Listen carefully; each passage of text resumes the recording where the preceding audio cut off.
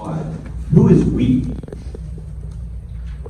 I'm not sure what your question is. Are you talking about the new replacement audit? Well, Yes. that would be the audit committee. Okay.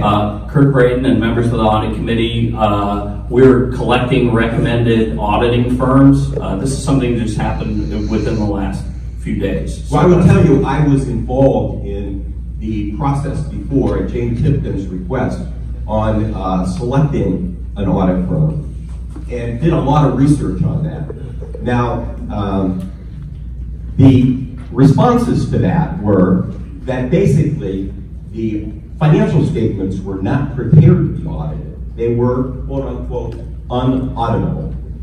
And that we needed to hire another firm to come in before the auditors came in and get the books ready for audit. And I actually told Bob this in March, right after he was elected, and Justin, that they needed to hire a firm to come in and do that. Now, I got an anonymous call. I've been in very close communications with the principal that was in charge of our audit, asking him questions. After Bob told him, by the way, that it was somehow unethical for me to talk to him about the audit, which is clearly untrue. And if Bob knew anything about the accounting rules, he would know better than that. That audit firm reports to us as the elected members of the state central committee, not to management. They are auditing management. And if any of you, as board members, have questions for the auditors, and I was an auditor for over 40 years, just call the auditors. They, based on generally accepted auditing standards, they have to take your call. They want to take your call.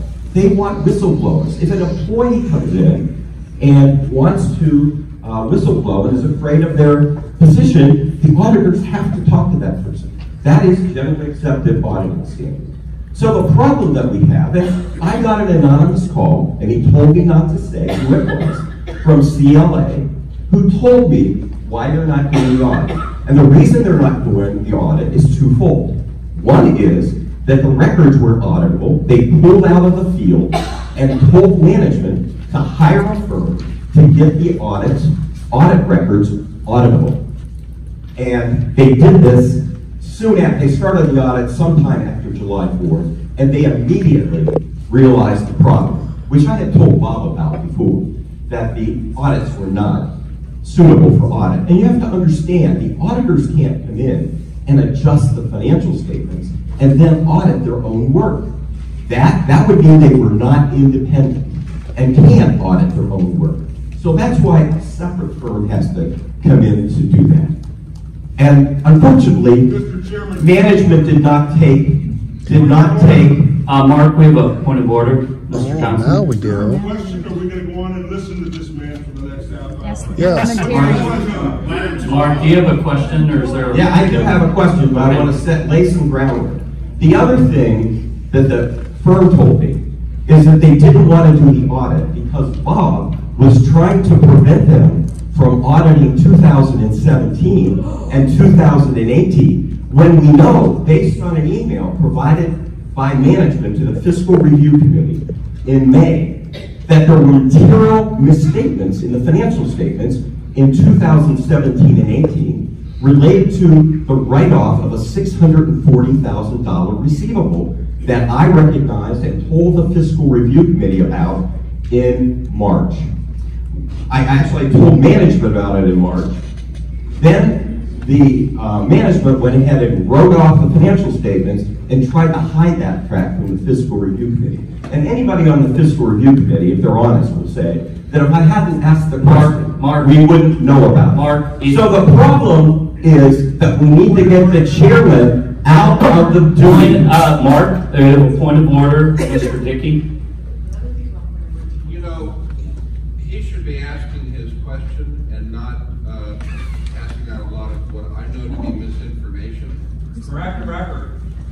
Thank you, Jim. Well, Mark, I would ask you, Mark, that there is a cover-up going on, and all of us have fiduciary responsibility related to making sure that we are not personally liable for these errors that are going on. And the board here is not performing its fiduciary responsibility. That's why we haven't had an audit for 16 15 or 20 years, even though the bylaws require an annual examination of the financial statements.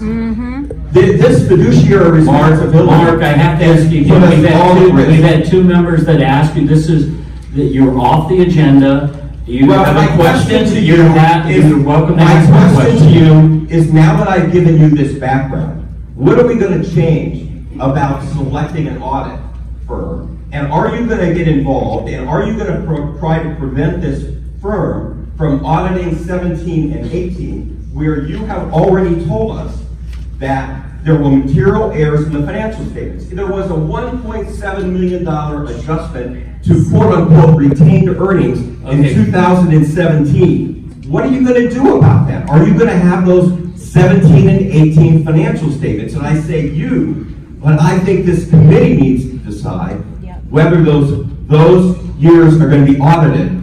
And not just the audit committee, actually, because now we know there are material misstatements that Justin has told us about in those financial. Yeah, thank you. Mark, I would refer you to my memo of August 12th that was sent out to the committee. I'd be happy to send it to you. It addresses your allegations and your behavior, and I think that speaks for itself. So at this point, I would like any other questions?